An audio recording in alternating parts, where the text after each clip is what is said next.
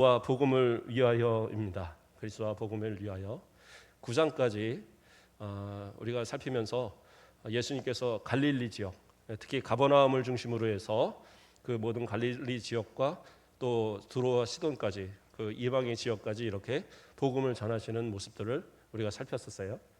근데 이제 10장으로 넘어오면서 10장 1절을 보면 예수께서 거기서 떠나 유대 지경과 요단강 건너편으로 가시니 이렇게 나옵니다. 그래서 예수님께서 이제 가버나움을 떠나서 어떻게 해요? 유대 지역으로 들어가셨어요. 그래서 유대 지역을 지나서 그 유대 예루살렘으로 그렇게 들어가시는 그 여정을 시작하신 거예요. 그 10장에서는 간략하게 10장 하나로서 그 모든 과정이 다 끝나거든요. 그리고 이제 11장으로 넘어가면서 예루살렘으로 이제 입성하시는 장면이 바로 이어지는데, 누가복음에서는 장장 10장에 걸쳐서 이 10장에 나오는 분량을 이렇게 쭉 설명하고 있어요. 그래서 이 기간이 우리가 생각할 때는 뭐 그냥 10절 그러니까 10장만 보면 그냥 간단하게 넘어간 걸로 보이는데, 학자들에 따라서 한 6개월까지도 이 시간의 분량이 걸렸을 것으로 이렇게 이야기를 합니다. 그래서 상당한 시간이 마가는 그러한 시간들을 되게 압축해서 그것을 진행시키고 있어요. 왜냐하면 지난번에도 한번 말씀드렸듯이 마가는 다른 것을 지금 이렇게 막 신경 쓸 겨를이 없어요. 중요한 어떤 사건들만을 가지고는 그리스도의 십자가로 빨리빨리 몰아치고 가는 거예요. 왜냐하면 로마에서 핍박받는 성도들에게 정말 위로가 될 수 있는 것은 그리스도의 고난, 그 고난에 함께 동참할 때에 그 고난을 통해서 영생의 또 구원의 그 복이 우리가 있다는 사실을 알려줘야 될 그러한 어떤 사명을 가지고 이걸 쓰고 있는 거거든요. 왜냐하면 베드로가 이미 죽은 뒤에 이 글을 쓰고 있기 때문에 마가는 상당한 그런 사명을 가지고 지금 쓰고 있어요. 그래서 빠른 전개로 빨리 이어가고 있습니다. 그래서 10장의 내용은 상당히 중요한 역할이 있어요. 예수님의 십자가에 대한 어떤 사역에 본격적으로 시작하는 그 내용과 또 이제 가버나움에서의 그 사역이 끝나고 그 중간에 있는 이제 내용들로 채워지기 때문에 이 이야기들은 여기서 나오는 이야기들은 복음서들에서 이제 곳곳에 다 동일하게 나타나고는 있습니다. 그러나 마가복음은 상당히 압축적으로 이야기를 전하고 있습니다. 자, 유대 지경과 요단강 건너편. 그러면 이 자리가 어딜 것인가? 제가 여러 주석들을 비교하고 찾아보니까 베레아 지역일 것으로 보더라고요. 베레아 지역. 베레아 지역은 어디냐면 유대 지역을 그 중심으로 그 요단강의 건너편이에요. 거기가 베레아 지역입니다. 그러니까 요단의 동쪽이죠. 유대의 동쪽 지역이 바로 베레아 지역입니다.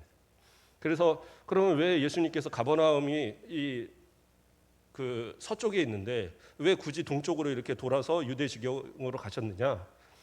그거는 사실은 대부분의 그 경로가 그 사마리아 지역을 이렇게 통과해서 갈릴리 지역의 사마리아 지역을 통과해서 유대 지역으로 가도록 되어 있거든요. 그런데 이 사마리아 지역에 통과를 할 때에 유대인들이 상당히 좀 어려움이 있었어요. 더군다나 그냥 통과하는 것이 아니라 예수님께서는 그 사마리아 지역에서 하루를 이제 묵으시려 하는 그런 계획이 있었거든요. 그래서 누가복음 9장 52절에서 53절을 보면 사자들을 앞서 보내심에 그들이 가서 예수를 위하여 준비하려고 사마리아인의 한 마을에 들어갔더니 예수께서 예루살렘을 향하여 가시기 때문에 그들이 받아들이지 아니한지라 이렇게 나와요. 그러니까 예루살렘으로 가는 무리들, 예수님 혼자도 아니고 제자들까지 이렇게 대동한 그 무리란 말이에요. 그러니까 여러 무리가 이 여러 사람이 모인 이 무리가, 그것도 유대인이 사마리아인들과 유대인들은 서로 적대시하고 있었거든요. 왜냐하면 사마리아인들은 북이스라엘의 후예들이에요. 북이스라엘이 멸망하면서 아수르가 혼혈 정책을 펴서 이 사마리아인들은 세미주라고 그래서 유대인이 아닌, 그러니까 그 혼혈 유대인이에요. 그러니까 자신들은 유대인이라고 생각을 합니다. 그러니까 정통 유대인은 아니지만 자기도 아브라함의 자손들이고 자신들은 그림신산에서 예배를 드려요. 예루살렘이 아닌 그런 그 전통을 가지고 있는데, 어쨌든 자기들도 구원받은 백성이라고 자기들은 생각을 하는데 유대인들은 인정하지 않거든요. 그러니까 서로 적대시하는 그런 관계. 그래서 우리가 선한 사마리아인의 비유를 보면서도 알 수 있듯이 누가 이웃인가라고 물었을 때 예수님께서 레위인도 그냥 지나가고 제사장도 그냥 지나갔는데 사마리아인이 도왔단 말이에요. 그러니까 이건 있을 수 없는 일이에요. 그들이 생각할 때는 도저히 있을 수 없는 일인데 그 일이 일어났다고 가정했을 때 그럼 누가 그 강도 만난 사람의 그 이웃이냐라고 예수님이 질문을 던졌을 때에 자비를 베푼 자입니다라고 말할 수밖에 없는 거예요. 사마리아인입니다라고 말하지 못하고 그저 자비를 베푼 인이다 해서 누구라도 거기서 자비를 베푼 사람이 있다면 그 사람이 이웃이겠죠 하고 그냥 어떻게 보면 넘어간 그러한 상황이 되는 거예요. 자, 어쨌든 사마리아인들에 대해서는 상당히 적대적이고 뿐만 아니라 사마리아인도 마찬가지로 그 유대인들을 상당히 적대시했어요.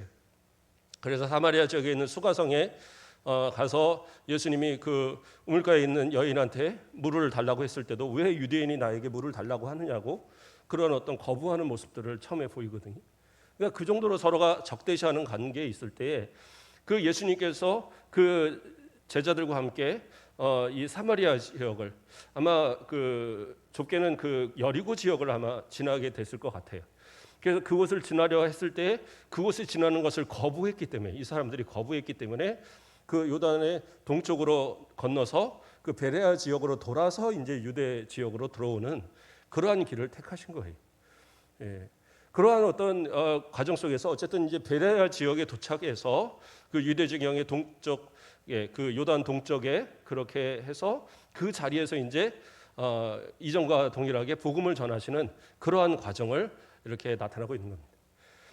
자, 그러한 과정 속에서 오늘 이제 본문에서는 어떤 이야기가 나오냐면 한 청년이 그 한 관리가 예수님께 나와서 질문하는 장면이 나오는데 이 그 한 청년이 이야기할 때에 예수님께 어떤 질문을 던지냐 하면 어떻게 하면 영생을 얻을 수 있습니까? 라는 질문을 던지는 거예요.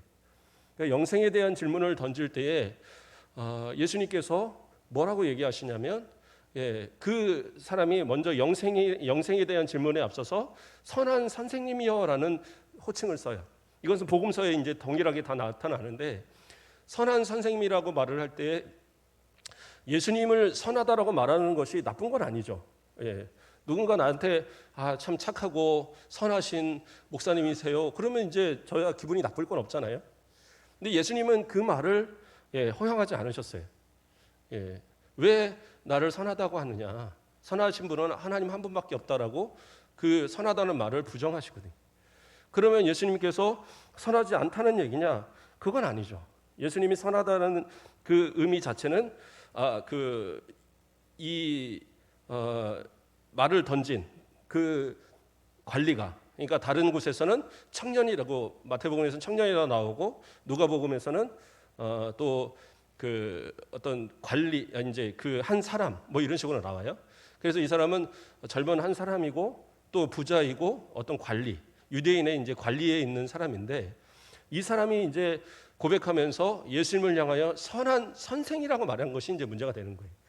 선하다라는 말로 인해서 유대인들은 누군가한테 이렇게 존칭을 잘 쓰지 않습니다.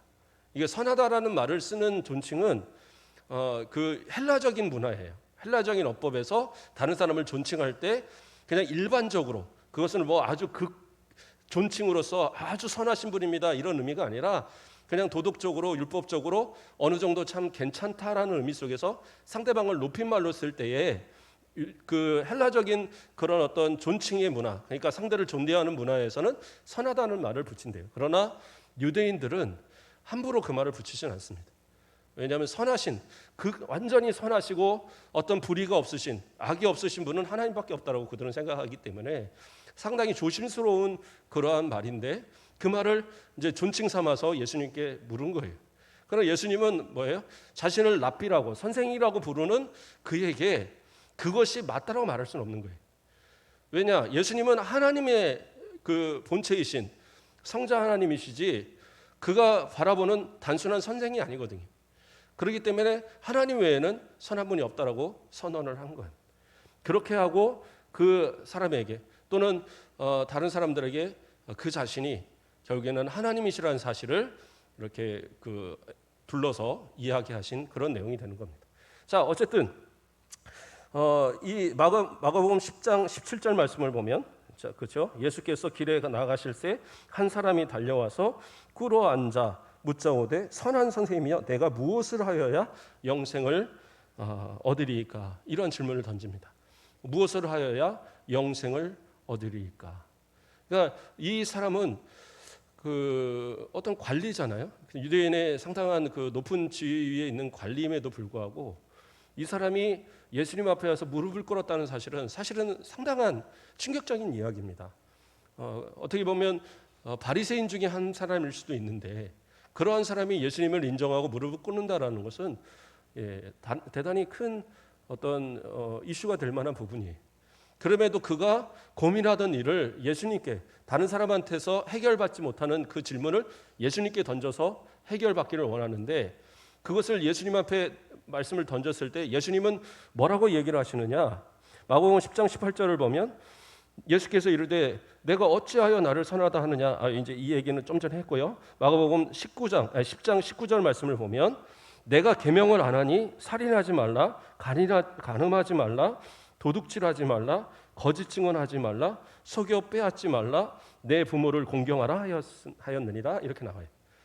그러니까 순서는 이렇게 막 뒤죽박죽했지만 이것이 뭐예요? 예수님께서 하나님께서 알려주신 그 십계명, 그렇죠? 시내산에서 내려주셨던 그 십계명에 하나님과 관계된 1계명부터 4계명까지를 제외하고 나머지 5계명에서 10계명까지를 이렇게 막 섞어서 이렇게 이야기한 겁니다. 그래서 6가지 계명이 다 들어가 있어요. 그러면 왜 6가지 이 계명만 얘기하셨느냐? 그러니까 이 6가지 계명은 하나님을 믿는 사람들이라면 당연하게 지켜야 될 삶의 그러한 계명이거든요. 그러니까 예수님께서는 굳이 하나님을 믿는 그에게 하나님에 대한 계명을 얘기할 게 아니라 사람과의 관계된 계명들을 그냥 나열하신 거예요. 그랬을 때 이 사람은 뭐라고 얘기를 하느냐? 내가 이것을 어려서부터 나는 다 이것을 지켰다라고 그렇게 대답을 하고 있습니다.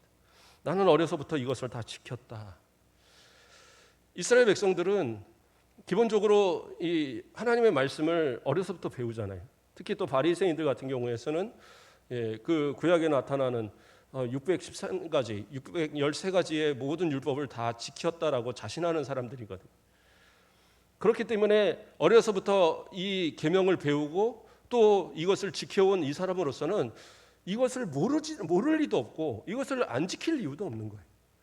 그런데 문제는 뭐냐면 이것을 100% 다 지키는 사람이 있느냐? 이것이 없다라는 것이 이제 문제인 거죠. 다시 말해서 예수님께서 이 계명을 제시하시는 이유는 뭐냐? 너희한테 이 계명이 있지 않느냐? 계명 100% 지키면 뭐예요? 구원받아요. 목사님 100% 지키면 구원받는다고 하면 그거 틀린 말 아닙니까? 예수님으로만 구원받아야지 어떻게 100% 율법을 지키면 구원받는다고 말을 합니까? 그런데 뭐예요? 100% 지키는 사람이 없어요. 아무도 없어요. 로마에서도 의인은 없나니 아무도 없다라고 분명히 얘기했고 예수님께서도 오늘 본문 안에서도 뭐라고 얘기를 하셨어요? 예수님께서 사람으로서는 이러한 것을 할 수 없다라고 분명하게 제시하고 계세요. 그래서 사람으로서는 할 수 없고 하나님으로만 이것이 가능하다라고 분명하게 제시를 해서 얘기를 하시거든요. 그래서 하나님께서로만 그 구원을 이루실 수 있는 능력이 있으신 것이 사람이 100% 어떠한 선행을 베풀어서 선행 그 계명을 100% 지켜서 그래서 구원받을 만한 사람은 아무도 없다라는 것을 이제 이야기하고 있습니다. 자, 그 이야기의 내용들을 우리가 좀 더 살펴보겠습니다. 자, 그렇다면 이 이스라엘 백성들이 어떻게 교묘하게 그러한 말씀들을 어기며 살았느냐? 이제 오늘 다시 마가복음 10장의 그 전반부로 넘어가세요. 2절 말씀을 보면 바리새인들이 예수께 나와 그를 시험하여 묻되, 시험하면서 물으면서 뭐라고 그래요? 사람이 아내를 버리는 것이 옳으니까, 이렇게 나와요. 사람이 아내를 버리는 것이 옳으니까. 이게 뭐예요? 이혼에 대한 이야기를 질문을 던진 겁니다. 그러니까 이혼의 이야기를 질문을 던졌는데 이게 왜 시험입니까? 근데 문제는 이 지역이 베레아 지역이라는 지역인데 누구의 소관 안에 있냐면 바로 그 안티파스, 헤롯 안티파스의 그 관할 안에 있는 지역입니다. 그러면 헤롯 안티파스가 어떤 사람이냐? 세례 요한을 죽인 사람이에요. 세례 요한을 죽였던 이유가, 물론 세례 요한이 여러 가지 그 헤롯의 잘못을 지적한 것도 있지만 결정적으로 죽여야 했던 이유 중에 하나가 뭐였어요? 그 부인 헤로디아가 그 딸을 이렇게 춤추게 하고 그 딸이 가서 이제 무엇이든 주겠다 하니까 세례 요한의 목을 달라 그랬잖아요. 그랬던 이유가 뭐냐면 헤롯이 자기 동생 빌립의 아내를 취해서 자기 부인으로 삼은 거예요. 그러니까 이제 불륜이 된 거죠, 불륜. 그것도 친족 간의 불륜이 일어난 그런 엄청난 사건이었어요. 그러니까 나름대로는 이혼을 해갖고 결혼을 하고 뭐 이런 과정이겠지만, 그러니까 이혼에 대해서 잘못 얘기하면 마찬가지로 세례 요한처럼 그것을 상당히 비판했거든요. 이것은 하나님 앞에 죄다, 불륜이다 해갖고 막 비판을 하니까 헤로디아가 화가 나서 그래서 이 헤롯을 세례 요한을 죽이려는 그런 계략 가운데 헤롯을 통해서 죽이도록 했던 그러한 사건입니다. 그렇기 때문에 만약에 여기서 이혼이라는 것을 안 된다라고 강력하게 주장을 한다면 그것을 고발하여서 헤롯으로 인해서 이 예수님도 그 세례 요한처럼 잡혀서 죽게 될 수 있는 그러한 여지가 있어요. 그러니까 그러한 어떤 그 책을 잡으려고, 그리고 만약에 이혼이 괜찮다라고 이야기한다면, 물론 여기서 이제 모세가 가르쳐 주었던 이혼 증서에 대한 이야기가 나오긴 하지만 예수님께서 산상수훈을 얘기하실 때 이미 모세가 이혼 증서를 주라고 했던 것은 그것은 원래 하나님의 뜻이 아니다라는 것을 분명히 밝혔거든요. 그것은 사람들이 완악해서 여자들을 막 함부로 버리고 그리고 막 그런 걸 악용하기 때문에, 그래서 이 사람을 막 버리고 나면 여인들이 어떤 이혼 증서 없이 버림을 받으면 아무데도 시집을 못 가거든요. 그리고 아무도 그를 돌보지 않습니다. 그래서 상당히 그런 어떤 비참한 삶을 살게 되기 때문에 이혼 증서를 줘서 이혼 증서를 받은 사람은 다른 사람한테 시집을 갈 수 있는 거예요. 그래서 여인을 보호하기 위한, 약한 여인들을 보호하기 위한 그런 제도로서 그 이혼 증서를 줬는데, 이것을 이스라엘 백성들은 악용해 갖고 내 마음에 조금만 들지 않으면 뭐 간음이나 이런 거 관계없이 이혼 증서 딱 하나 줘서 너 나가. 안 나가? 그러면 이혼 증서 없이 내쫓을 거야. 그러니까 어쩔 수 없이 여인들은 그 이혼 증서를 가지고 나가는 거예요.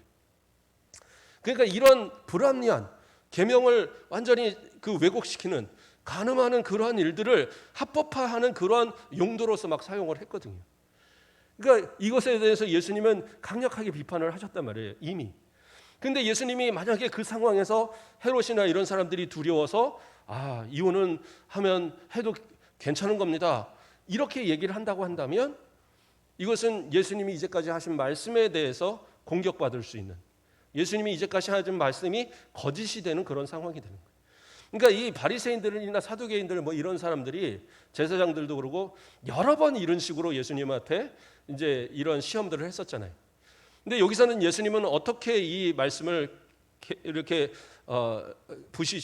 이제 부셔내느냐?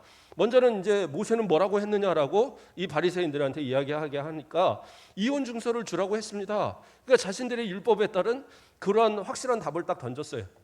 근데 예수님은 뭐라고 얘기하시냐?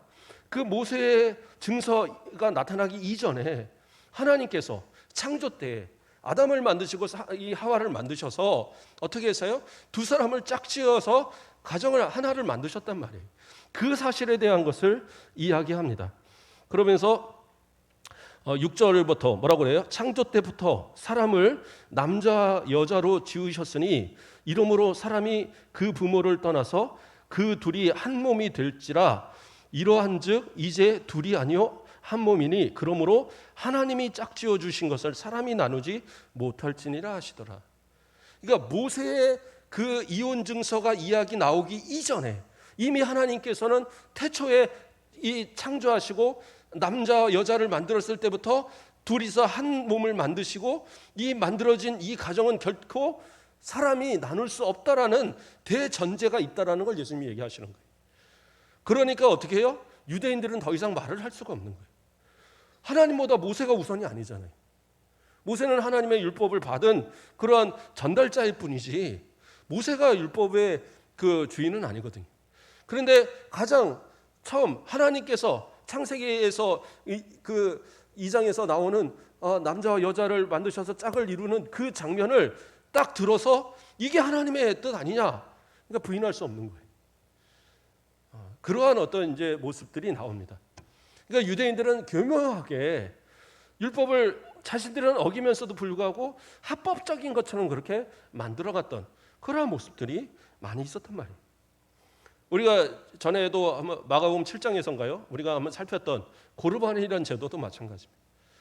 부모 공경에 대한 제5계명을 합법적으로 어기는 방법이 뭐냐? 나는 고르반합니다 하면 돼요. 고르반이 뭐냐? 하나님께 내 모든 것을 다 바칩니다. 그런데 언제 바쳐요? 나 죽고 나면. 그래서 내 부모에 대한 그러한 공경, 내 부모를 모셔야 되는 그러한 의무를 저버리는, 그것을 합법화시키는 그러한 모습을 행했단 말이에요. 이게 예수님께서는 신랄하게 비판하셨죠.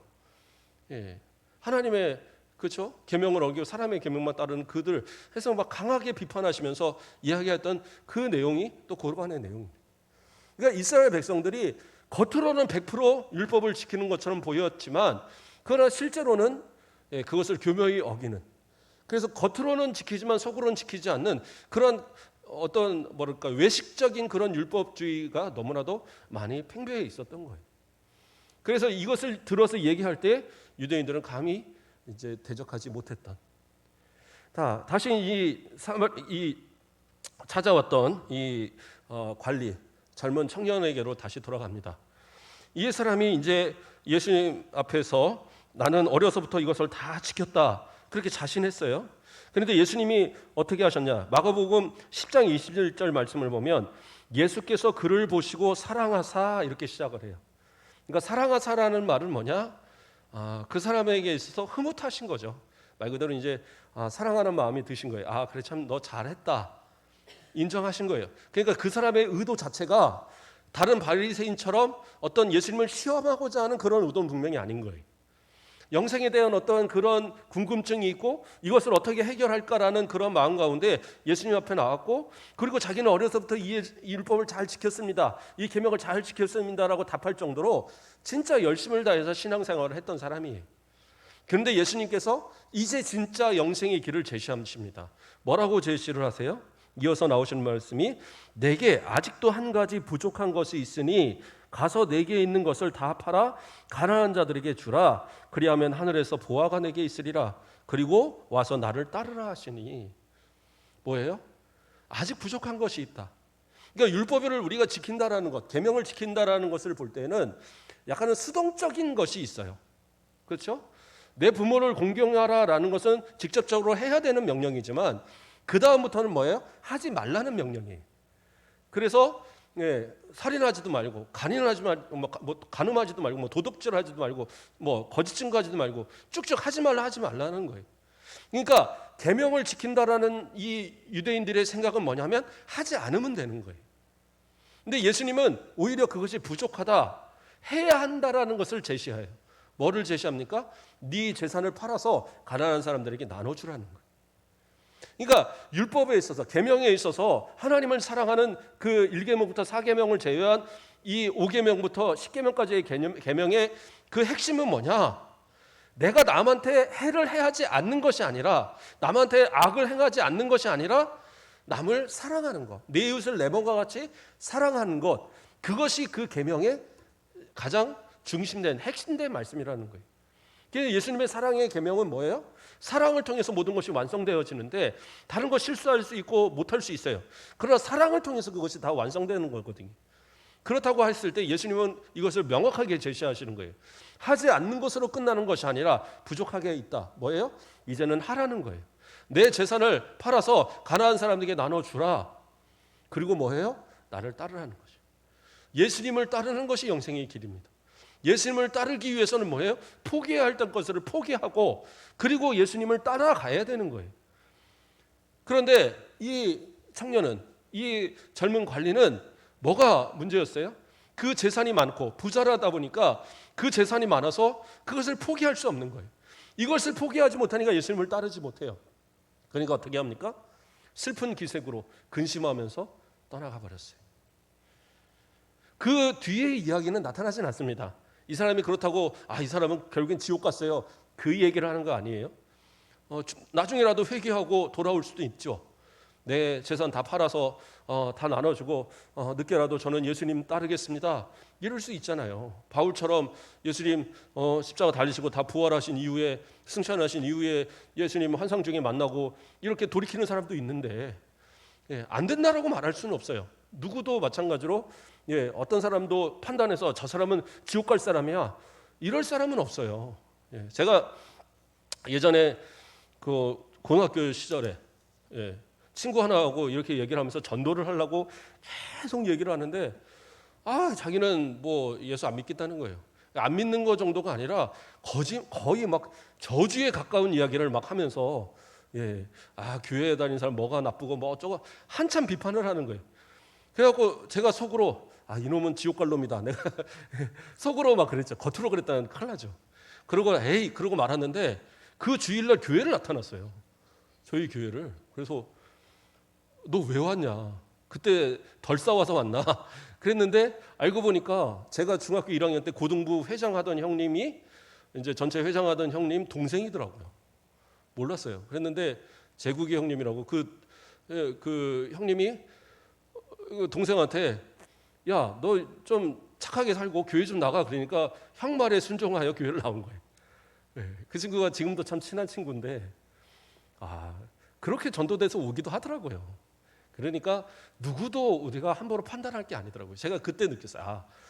내가 뭐 내 힘 갖고 되는 건 아니고 하나님이 역사하시면 어떤 방법으로라도 되는구나. 그러니까 내가 함부로 판단할 건 아니더라고요. 자, 그러니까 이 슬픈 기색으로 도망갔던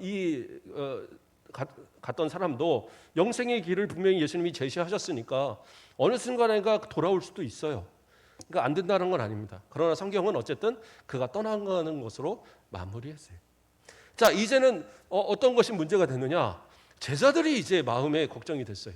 아니, 저렇게 신실하게 신앙생활하고 저렇게 믿음 잘 생활하고 누가 봐도 저렇게 신실한 사람이 만약에 영생을 못 얻는다고 한다면 우리는 어떻게 할 것인가? 예수님이 분명히 그가 떠난 뒤에 뭐라고 얘기를 하시냐면 마가복음 10장 그 23절 말씀에 예수께서 둘러보시고 제자들에게 이르시되 재물이 있는 자는 하나님의 나라에 들어가기가 심히 어렵도다 이렇게 얘기하셨어요.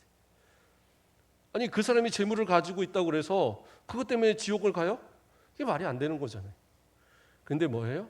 그걸 포기하지 못할 때 그것이 내 신앙을 막는 도구가 됐을 때 그때는 지옥에 갈 수밖에 없다는 거죠.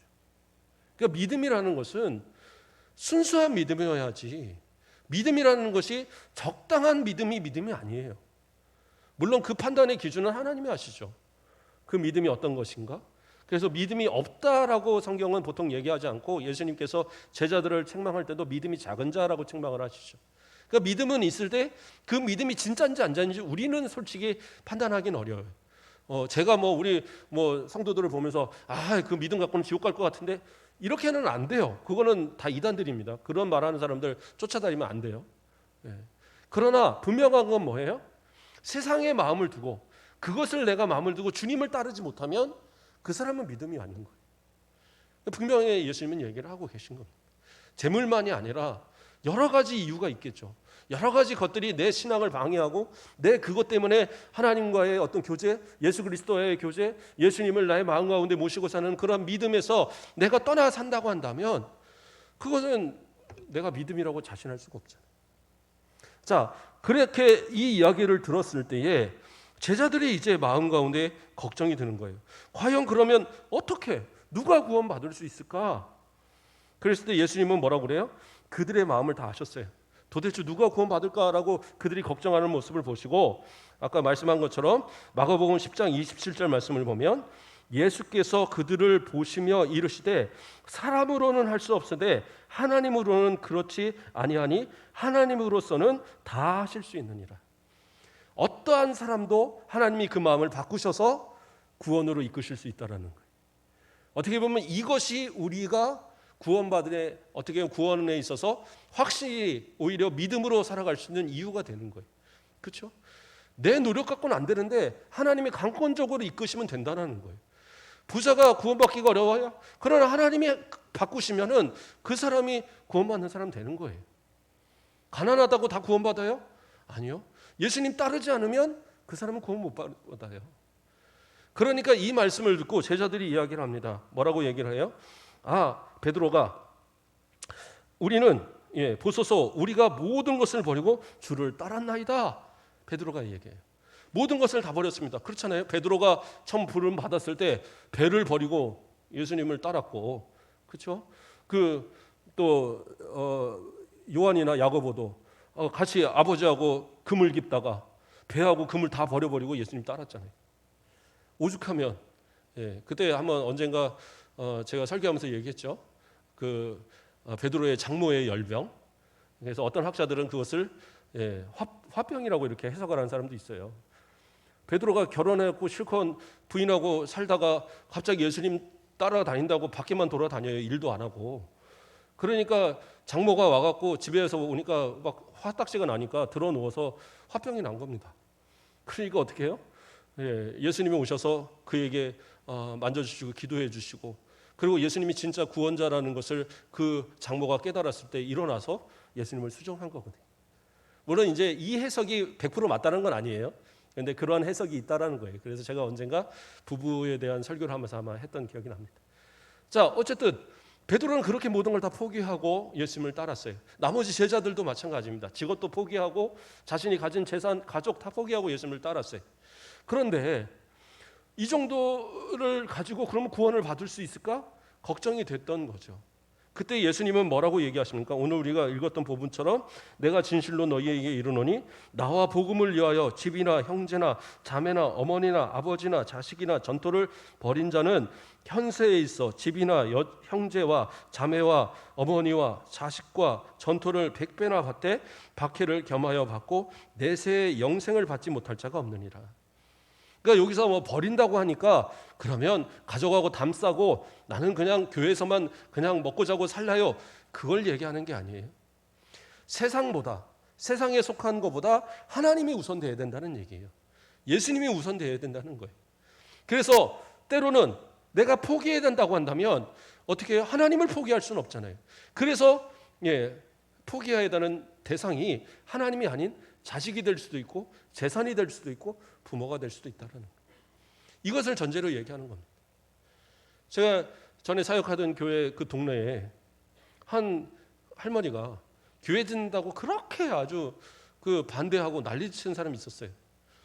그런데 나중에 이제 좀 친해졌어요. 알고 보니까 무당이시더라고요. 무당인데 자기가 원래는 교회 권사님이었다는 거예요. 그래서 권사님이 왜 이렇게 됐어요? 물어보니까 자기 자식이 죽을 병이 걸렸는데 어떤 이제 무당이 그러더라는 거예요. 기독교 교회 다니면 이 아들 분명히 죽는다. 그러니까 불교를 다니든지 이렇게 부처를 모셔야지만 된다. 그렇게 얘기를 했다는 거예요.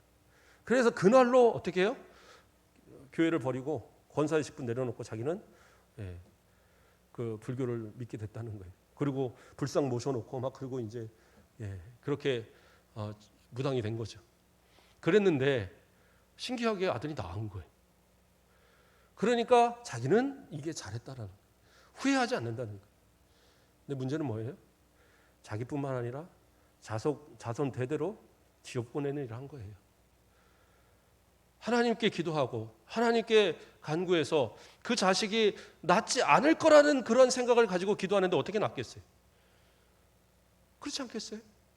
낫지 않을 거라는 생각을 갖고 기도하는데 그게 나을 수 없는데 오히려 무당을 쫓아가면 나을 거라는 생각을 가지니까 낫는 거죠. 귀신을 쫓아서. 근데 어떻게 해요? 그 영생, 그 모든 길들을 다 잃어버리고 세상을 향해서 나아가버린 인생 돼버렸어요. 나중에 나아가서는 결국에는 막 교회를 반대하고 이런 사람이 돼버리더라고요. 저하고 좀 친해지니까 나중에는 그런 얘기도 다 하시더라고요.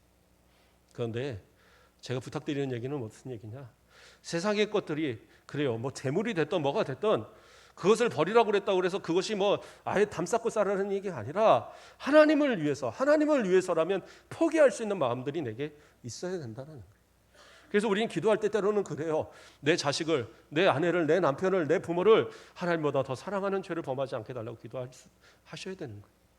그랬을 때 하나님께서 어떻게 해요? 분명하게 얘기하시잖아요. 현세에도 100배나 받는다. 재물도 100배 받을 거고, 그렇다고 뭐 아버지 어머니가 100배를 받는다는 게 아니라 믿음 안에서 형제들이 생기고, 더 나아가서는 그 영혼들을 구원하는 길도 하나님 주신다라는 거죠. 예수님께서 분명하게 얘기하셨잖아요. 그 내가 포기하면 그것으로 끝나는 게 아니라 현세에도 그들을 얻는단 말이에요. 그러니까 그들을 얻는 방법은 뭐냐? 포기하는 방법이에요. 예수님을 먼저 택하고 하나님을 먼저 택하는 그들. 그리고 더 나아가서는 뭐예요? 내세에 있어 저 영원한 천국에서 하나님의 영생을 누린다라는 거예요. 하나님께서 주시는. 그러니까 그것을 생각한다면 우리는 어떻게 해요? 이 땅에서 내가 포기할 것들을 좀 포기하고 살아갈 수 있는 이유가 분명히 된단 말이에요. 하나님께서 이러한 약속까지 주셨는데, 그런데도 사람들은 어떻게 해요? 못 지켜요. 못 지키는 이유가 뭐예요? 못 믿으니까. 이 마가복음에는 또 하나의 사건이 나옵니다. 이 사건을 마무리하면서 말씀을 드리면, 마가복음 10장 15절 말씀을 보면, 내가 진실로 너희에게 이르노니 누구든지 하나님의 나라를 어린아이와 같이 받들지 않는 자는 결단코 그곳에 들어가지 못하리라 하시고, 이렇게 얘기해요. 그 예수님께 여인들이 나오면서 자신의 아이를 예수님이 이렇게 안수 한번 해주시고자 하는 그런 어떤 소망으로 아이들을 막 데리고 나와요. 그런데 제자들이 보니까 아이들은 어떻게 해요? 막 시끌벅적하잖아요. 우리도 언젠가 코로나 터지기 전에 한번 아이들하고 같이 한번 예배 드렸었잖아요. 그러니까 저쪽에 있으니까 막 시끌시끌하고 그러니까 성도들이 나를 보는 게 아니라 다 저쪽을 보고 한 번씩 떠들 때마다, 그러니까 막 돗대기 시장이 되는 겁니다. 그러니까 어떻게 해요? 어떤 분들은 그런 거 싫어요 막 얘기를 하시는데, 그래도 1년에 몇 번 정도는 아이들까지 같이 예배 드리는 거 참 좋은 거예요. 그래야지 아이들도 어른 예배에 이렇게 좀 익숙해지고 부모와 같이 예배를 드리면서 신앙의 어떤 모습도 배우고, 그렇게 해서 나중에 어른이 되어서도 자연스럽게 이렇게 예배를 드려야지, 주일학교 예배만 맨날 드리다가 어른 예배 들어오면 재미없잖아요.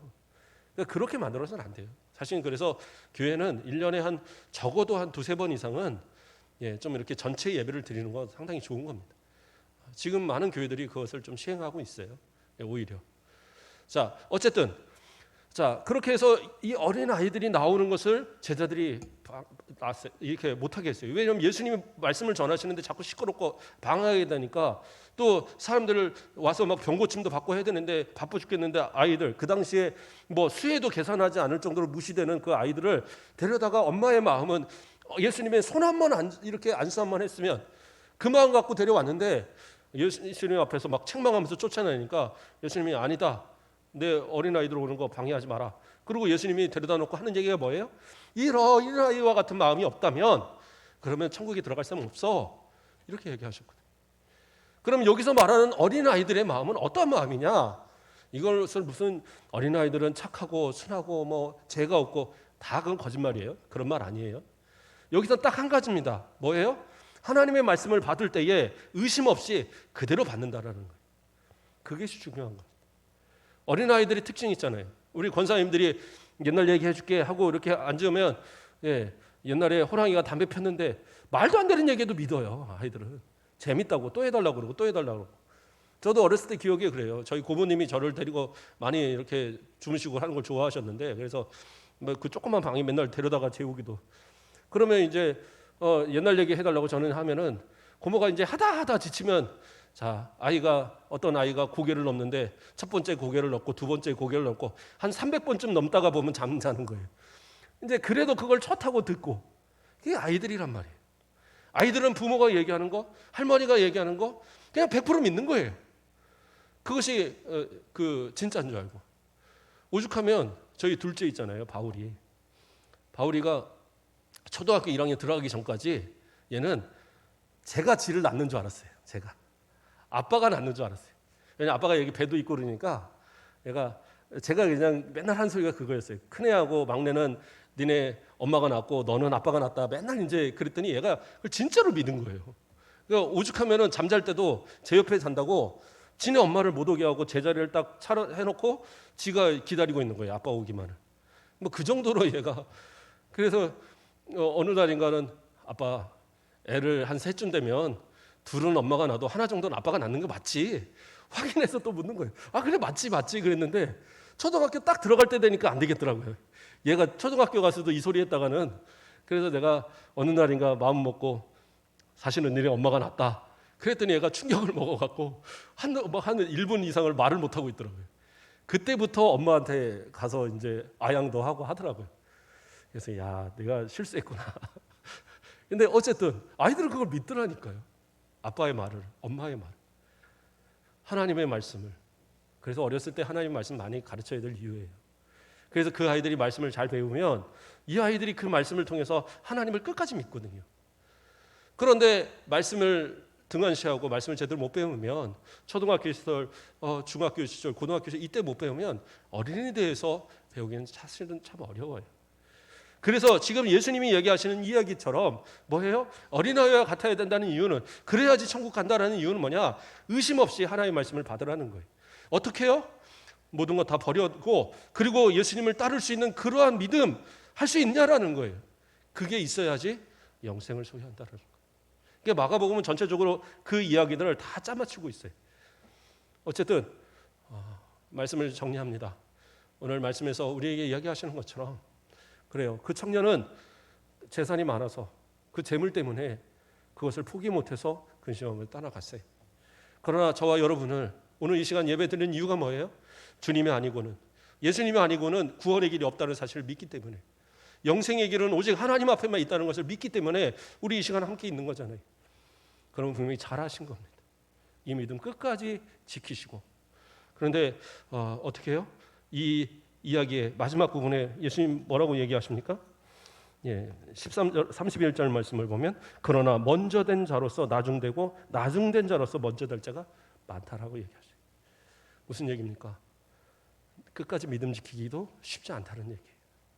우리 죽을 때까지 약속하자고요. 오늘 이렇게 함께 예배 드리시는 우리 성도들은 약속해요. 그래서 죽을 때까지 하나님 잘 섬기고, 제가 또 장례하고 뭐 이렇게 해드릴 때도 우리 권사님 진짜 끝까지 믿음으로 사셨습니다. 감사합니다. 하나님 그 영혼을 받아주십시오. 기도할 수 있는 그런 모습들. 그렇죠? 우리 젊은 분들은 더더욱 믿음, 어떻게 보면 믿음 지키기가 더 힘들 것 같아요. 앞으로 살 날이 더 많이 남았으니까. 100세 시대라고 그래서 이제는 뭐 100세, 뭐 120세까지도 얘기를 하는데 그때까지 살면서 믿음 지키기 쉽지 않아요. 그러나 끝까지 믿음 지켜서 끝까지 주님을 따르고 끝까지 세상보다는 하나님만 사랑하시고, 그래서 하나님 주시는 은혜로 이 땅에서 누리고 우리 자손만대에 하나님의 복을 이어주고 우리도 저 영원한 천국의 영생을 소유하는 모든 성도들 되시길 주님의 이름으로 축복합니다. 기도하겠습니다. 사랑의 하나님, 감사를 드립니다. 주님을 사랑하되 끝까지 사랑하게 하시고, 먼저 됐으면 더욱더 먼저 된 자 되게 하시고, 나중되었을지라도 또 먼저 된 믿음 되어지는 우리 성도들 되도록 인도하여 주시옵소서. 끝까지 주님을 위해서 살아가며 주님과 동행하며 주님 계시는 저 천국을 향하여서 한 사람도 포기하지 않고 끝까지 믿음으로 승리하는 우리 모든 성도들 되도록 인도하여 주시옵소서. 감사합니다. 예수 그리스도의 이름으로 기도드립니다. 아멘.